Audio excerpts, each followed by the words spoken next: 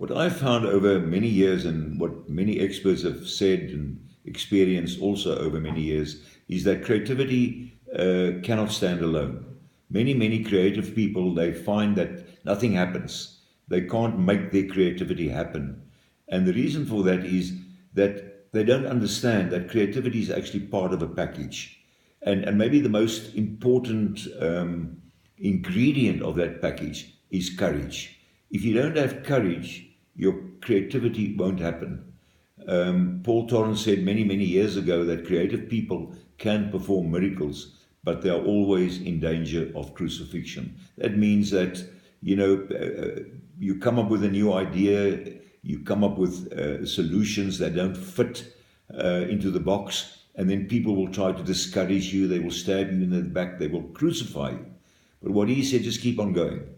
Don't be discouraged. And to be able to do that, to keep on going, you need courage. And what I have found, and other people also, is that there is not only one kind of courage.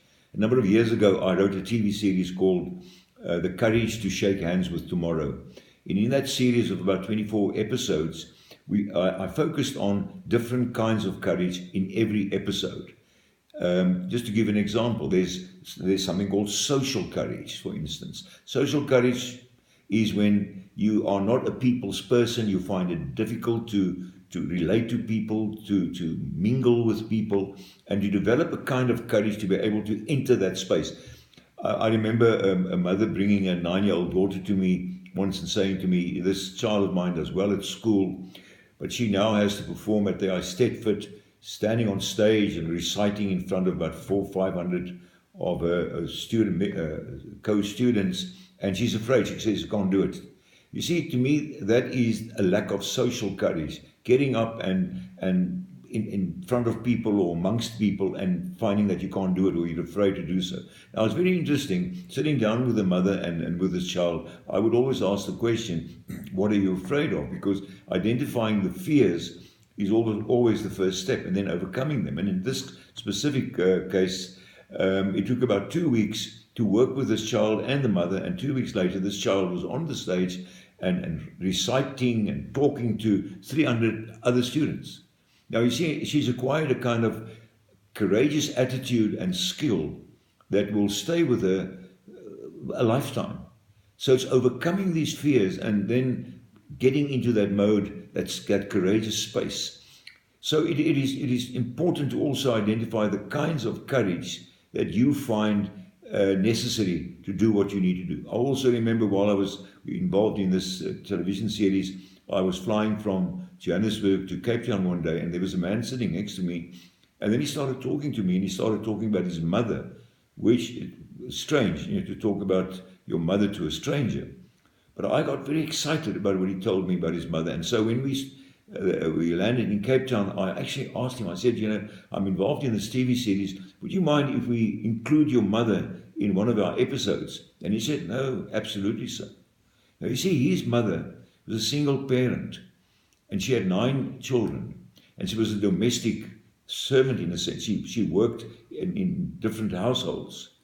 And this wonderful woman, all 9 of her children had university degrees. And the person sitting next to me had a PhD from Oxford and was now a university professor. And he said to me, it is all because of the courage of my mother, who said, nothing is going to stop me to get education for my children. So it's a special, incredible kind of courage that, in a sense, you overcome your fears or your stumbling blocks.